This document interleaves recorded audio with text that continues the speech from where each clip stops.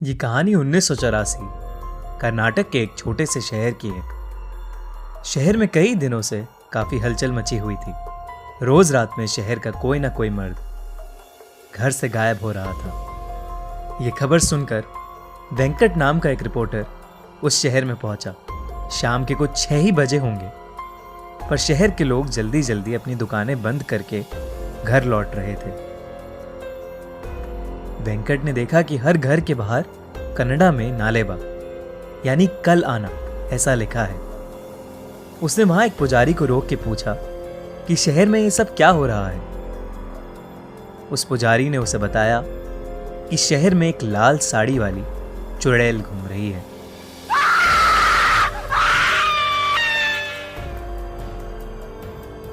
वो रोज रात में घर घर जाके जोर से दरवाजा खटखटाती है।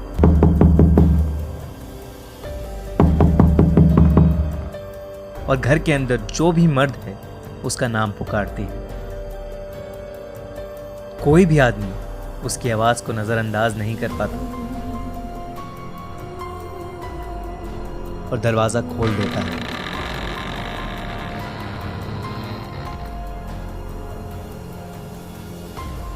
कहते हैं वो चुड़ैल उसे अपने वश में करके कहीं दूर ले जाती है और मार देती है।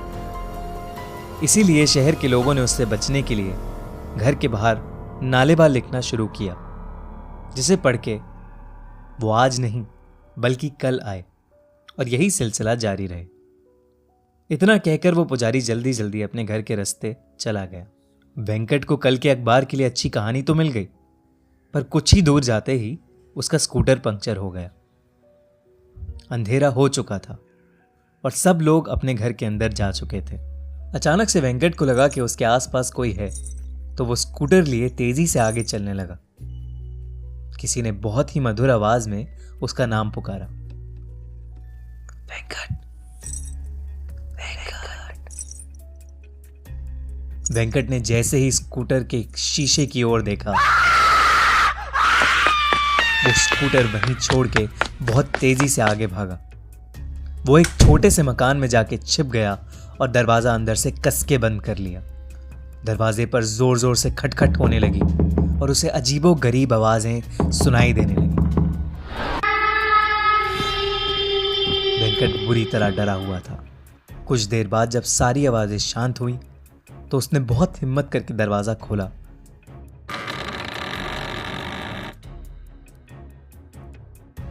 तो वहां कोई नहीं था, पर फिर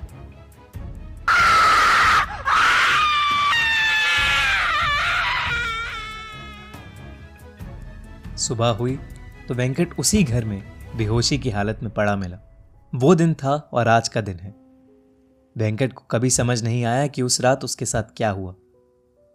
शहर के लोगों ने कहा कि वो उस शहर का नहीं है, शायद इसीलिए बच गया। कुछ महीनों बाद उस चुड़ैल का कोई किस्सा सुनने में नहीं आया। आज भी उस शहर के लोगों ने अपने घर के बाहर नालेबा यानी कल आना ऐसा लिखा है। फिल्म स्त्री इसी सच्ची कहानी पर आधारित है। सब्सक्राइब करिए और सुनिए हर मंडे एक ऐसी ही सच्ची हॉरर स्टोरी। और अगर आपके पास भी कोई ऐसी ही कहानी या अनुभव है तो कमेंट्स में ज़रूर लिखें, क्योंकि अब हर मंडे खूनी मंडे।